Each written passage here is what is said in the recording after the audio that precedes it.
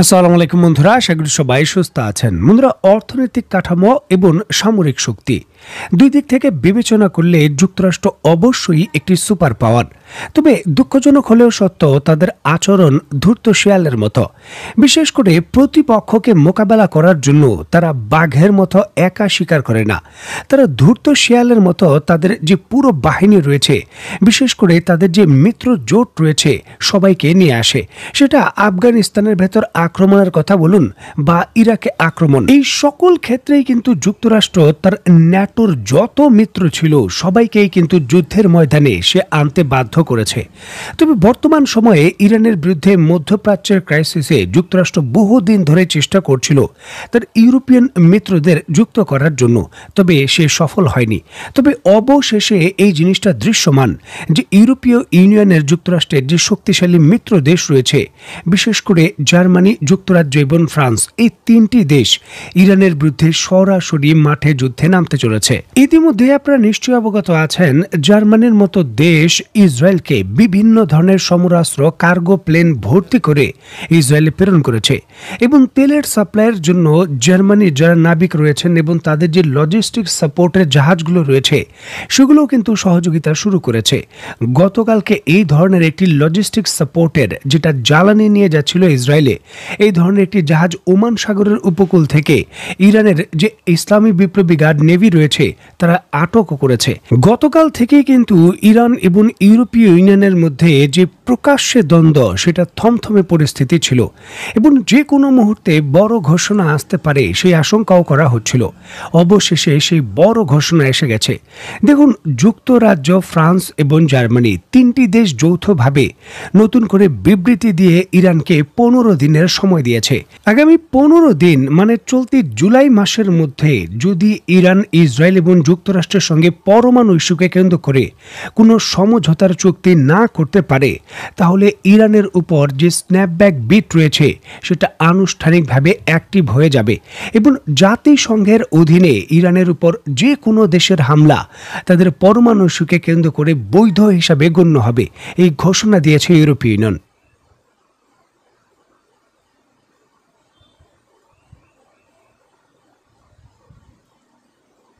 দেখুন, অত্যন্ত গুরুত্বপূর্ণ এই ঘটনাকে কেন্দ্র করে শুধুমাত্র মধ্যপ্রাচ্যের সংবাদ মাধ্যম আল মায়দান বা বড় সংবাদ মাধ্যম আল জাজিরা বা পশ্চিমা সংবাদ মাধ্যম নয়, বাংলাদেশের সংবাদ মাধ্যমেও অত্যন্ত গুরুত্ব সহকারে এই তথ্য প্রকাশ করা হয়েছে। দেখুন, গতকালকে মার্কিন পররাষ্ট্রমন্ত্রী মার্ক রুবিও ফ্রান্স এবং জার্মানি এবং যুক্তরাজ্যের পররাষ্ট্রমন্ত্রীর সঙ্গে যৌথভাবে একটি গুরুত্বপূর্ণ বৈঠক করেন। সেই বৈঠক থেকেই কিন্তু এই ডেডলাইন ইরানের জন্য নির্ধারিত করে দেওয়া হয় এবং সেখান থেকেই কিন্তু এই তিন দেশের পররাষ্ট্রমন্ত্রী ঘোষণা দেন যে ইরানকে আর ছাড় দেওয়া হবে না। এটাই ইরানের জন্য চূড়ান্ত সময়সীমা। আগামী আগস্ট মাসের 1 তারিখের পূর্বে ইরান যদি যুক্তরাষ্ট্র এবং ইসরায়েলের সঙ্গে পরমাণু ইস্যুকে কেন্দ্র করে কোনো চুক্তি করতে ব্যর্থ হয়, তাহলে ইরানের উপর যত ধরনের নিষেধাজ্ঞা 2015 সালের পূর্বে ছিল সকলগুলো আবার কার্যকর হবে। এছাড়াও ইরানের যে কোনো অবকাঠামোতে বা যে কোনো জায়গায় হামলা জাতিসংঘের নিয়ম অনুযায়ী বৈধ হিসাবে ঘোষণা হয়ে যাবে এবং অ্যাক্টিভ হয়ে যাবে স্ন্যাপব্যাক বিট। ইরানের বিরুদ্ধে ইউরোপীয় ইউনিয়ন এই ধরনের শক্তিশালী সিদ্ধান্ত নেবে তার ইঙ্গিত আগেই কিন্তু পাওয়া যাচ্ছিল। শক্তিশালী অ্যাকশন হবে সেটাও বোঝা যাচ্ছিল, তবে এত তড়ি ঘড়ি করে ডেডলাইন দিয়ে দেওয়া হবে সেই জিনিসটা কিন্তু আশা করেনি কোনো সামরিক বিশেষজ্ঞ বা ভূ রাজনীতিবিদ। তবে এইবার ইউরোপীয় ইউনিয়নের প্রভাবশালী এই তিনটি দেশ একই কাজ করেছে। যুক্তরাষ্ট্রের স্বার্থ রক্ষা করার জন্য তারা 15 দিনের ডেডলাইন দিয়ে দিয়েছে। কারণ এরপর কিন্তু ইরানের বিরুদ্ধে কোনো কার্যক্রম করা, বিশেষ করে জাতিসংঘের এই স্ন্যাপব্যাক বিট দিয়ে অনেকটাই কঠিন হয়ে যেতে পারে। জার্মানি এবং তার মিত্ররা যদি ইরানের বিরুদ্ধে চূড়ান্ত ডেডলাইন শেষ হওয়ার পর স্ন্যাপবিট অ্যাক্টিভ করে দেয়, সেটা কার্যকর হতেও কিন্তু 30 দিন সময় লাগবে। কারণ বিভিন্ন ধরনের ফর্মালিটি রয়েছে। এখন এই জায়গায় ঝুঁকিপূর্ণ ব্যবস্থাটা হলো যে জাতিসংঘের নিরাপত্তা পরিষদ যেটা এটা পাশ করবে সেটা আগামী 1 মাস পর বা 1.5 মাস পর অনেকটা কিন্তু জটিল হয়ে যেতে পারে। কারণ নিয়ম অনুযায়ী প্রতি মাসে জাতিসংঘের নিরাপত্তা পরিষদের যে চেয়ারম্যানের দায়িত্ব সেটা নতুন একটি দেশ পায়। জাতিসংঘের যে 5টি স্থায়ী দেশ এবং 10টি অস্থায়ী দেশ রয়েছে, ঘূর্ণয়মান প্রক্রিয়ার অংশ হিসাবে এই 15টি দেশের একটি দেশ 1 মাস করে জাতিসংঘের নিরাপত্তা পরিষদের চেয়ারম্যানের দায়িত্ব পায়।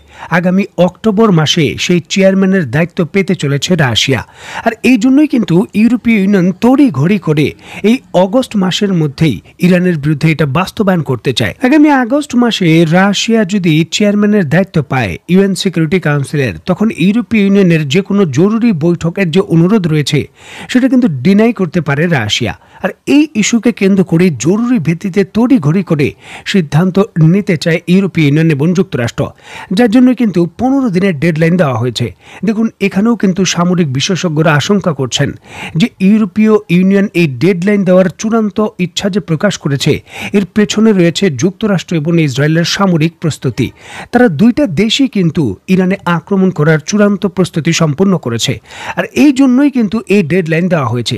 দেখুন, একটি পরমাণু চুক্তি করার জন্য 15 দিনের সময় দেওয়া হয়েছে, যা অনেকটাই কম। কারণ দীর্ঘ আলোচনা, বিভিন্ন ধরনের শর্ত, বিভিন্ন ধরনের বিশ্লেষণ, এগুলো করতে মাসের পর মাস সময় লাগে। 15 দিনের ভেতর এই পরমাণু ইস্যুকে কেন্দ্র করে, বিশেষ করে ইরানের মতো দেশের সঙ্গে এই জটিল ইস্যুকে কেন্দ্র করে সমঝোতায় পৌঁছানো সম্ভব নয়।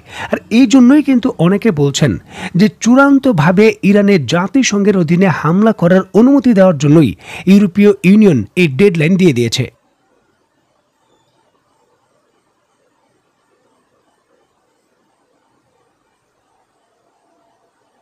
দেখুন, আজকে জুলাই মাসের 17 তারিখ, অগস্ট মাস হতে 15 দিনেরও কিন্তু আর কম সময় রয়েছে। এমন একটি চূড়ান্ত ডেডলাইন ইরানকে দিয়ে দিয়েছে যুক্তরাষ্ট্রের মিত্র ইউরোপীয় ইউনিয়ন।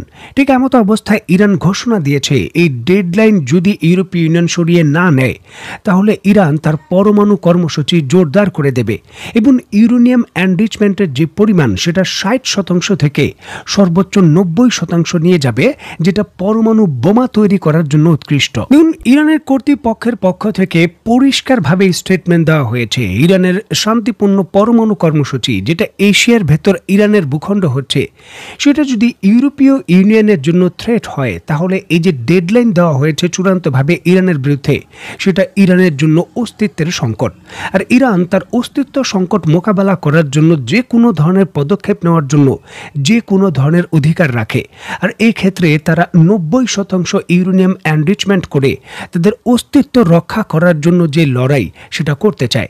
দেখুন, যুক্তরাষ্ট্রের সঙ্গে যখন ইউরোপীয় ইউনিয়নের শক্তিশালী দেশগুলো যুক্ত হবে, যুদ্ধের পরিধিটা কিন্তু তখন আর সীমিত পরিসরে থাকবে না। এটা একটা নেক্সট লেভেলে চলে যাবে এবং তৃতীয় বিশ্বযুদ্ধ হওয়ার যে ঝুঁকি সেটাও কিন্তু বাড়িয়ে দেবে।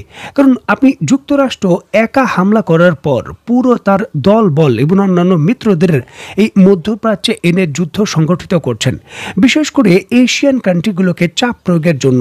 চীন কিন্তু এই কথাটা আগেই পরিষ্কার করেছে যে এশিয়ার ভেতর ন্যাটোকে প্রবেশ করতে সে দেবে না, কারণ সে ভালো করেই মনে করে যে যদি ইরানে ন্যাটোভুক্ত দেশগুলো হামলা করে বা জোটবদ্ধভাবে প্রতিক্রিয়া দেখায়, তাহলে এর পরের টার্গেট হলো চীন। আর এই জন্যই চীন প্রথম দিকেই প্রতিক্রিয়া দেখাবে। সুতরাং এই যে 15 দিনের ডেডলাইন দেওয়া হয়েছে ইউরোপীয় ইউনিয়নের পক্ষ থেকে, এটা খুবই জটিল একটি প্রতিক্রিয়া, যেটা সার্বিক যুদ্ধ পরিস্থিতিকে আরো ঝুঁকিপূর্ণ অবস্থানে নিয়ে গেল।